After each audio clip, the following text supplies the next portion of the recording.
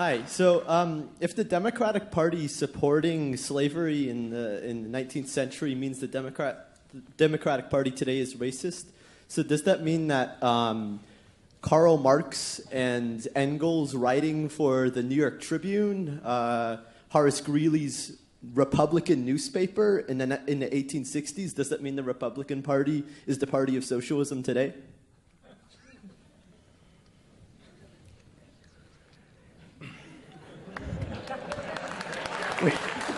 We have here an exercise in reasoning that needs to be put into slow motion to be dissected. Okay, so the reasoning is the following. First, you're contending that I contend that because the Democratic Party was the party of slavery before the Civil War, therefore the Democratic Party is racist today. I would submit that I have made no such argument here tonight. For anyone listening fairly, my argument was that the party of slavery prior to the Civil War metamorphosed into the party of racism after the Civil War. And this racism carried well into the 20th century. In fact, when we talk about things like the Klan, it's always amusing to me. People go, well, what about David Duke? This is the precise type of counterexample intended to mislead. Because if you fairly were to say, let me really look at the topic. Let me make a list of all the Ku Klux Klan leaders, every Grand Dragon and Grand Kleagle, going back to the 1870s to now. And let's just put an R or a D after their name. 99% of them would be Democrats. That's a fact. The idea of David Duke is a false flag intended to camouflage attention and prevent a legitimate generalization from being made. Now, so the Democratic Party isn't the party of racism because of what happened before slavery. The Democratic Party self-consciously embraced racism after slavery. Lyndon Johnson, this is a very good example because Lyndon Johnson is supposed to be a metaphor for the whole Democratic Party. Yeah, he was kind of a racist in his old Texas country boy days, the narrative goes, but then he became a marvelous, morally enlightened person and championed the Civil Rights Act. I would submit that if you read anything about Lyndon Johnson, you will see that this is a flat-out lie. The fact of the matter is that Lyndon Johnson was routinely using the N-word after the Civil Rights Act. And there is the multiple examples of this from Robert Caro, from Doris Kearns Goodwin, from Lyndon Johnson's own driver. This is corroborated, it's attested, it's indisputable, and yet it is pushed under the rug by progressive historians who need the fake narrative. The fake narrative is the narrative of conversion. There was no conversion. Lyndon Johnson, once a bigot, always a bigot. So now a more interesting question emerges. Why would a bigot promote the Civil Rights Act of 1964? And I would submit that the reason for that is that the bigot realized I can't cash in on white racism anymore. I've got to create a new type of dependent class of people who are now going to have to vote for me, and the very people I've been kicking around. Just listen to Lyndon Johnson's famous Howard University speech, a beautiful example of outright deception. Here's Johnson. He goes, "You can't take a man who has been hobbled for decades and bring him up to the starting line and tell him to run on his own." And now I ask you, what is omitted from this moving sentence? What is omitted from this moving sentence? Who the hell has been hobbling this guy for decades, if not you? If not you. So if you, Lyndon Johnson, take 1 ounce of moral responsibility and say, I did it, and now I am willing to pay a price to set it right, but the deceitful bigot could not admit that. Even then, he was playing the same game that is played to now, which is let's blame it on somebody else. You cannot take a man who has been hobbled. Let's move into the convenient passive voice, as if somebody else did it. I'm here to fix it. I'm Lyndon Johnson.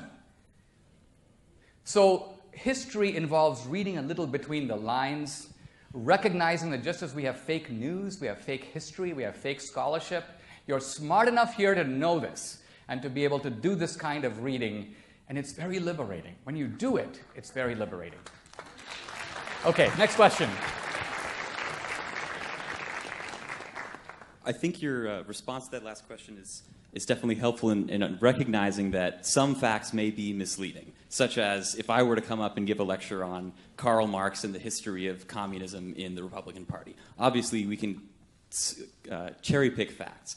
And so I want to bring up this concern I have with some of your crushing facts, right? In that when you state just one small fact without contextualizing it, you run the risk of being counter to the generalization, which obviously my friend's fact was, right? Agree completely. And so I have a couple of facts that I think can help round out the picture. So one here, in response to the Southern strategy question. This is a quote from Kevin Phillips, Nixon's political strategist. Yes. It says, "The more Negroes who register as Democrats in the South, the sooner the Negrophobe whites will quit the Democrats and become Republicans. That is where the votes are. Without prodding from blacks, the whites will backside into their old, comfortable arrangement with local Democrats." Right? So he's making the argument that we need the votes from the Negrophobe whites, not from the urban whites, as you suggested. And that's coming from Nixon's campaign manager. Secondly, data on support for the Civil Rights Act. In the South, 7% of Democrats in Congress supported the Civil Rights Act, and 0% of Republicans did. And in the North, 96% of Democrats and 84% of Republicans supported the Civil Rights Act. That fact, to me, seems like this was not a party issue, but a geography issue, in that very few people in the South supported the Civil Rights Act, and the vast majority of Northerners in both parties did. So then the fact that right now the South is strongly Republican, and prior to the Civil Rights Act, the South was prominently Democrat, suggests to me that the party representation has switched to match that geographical preference.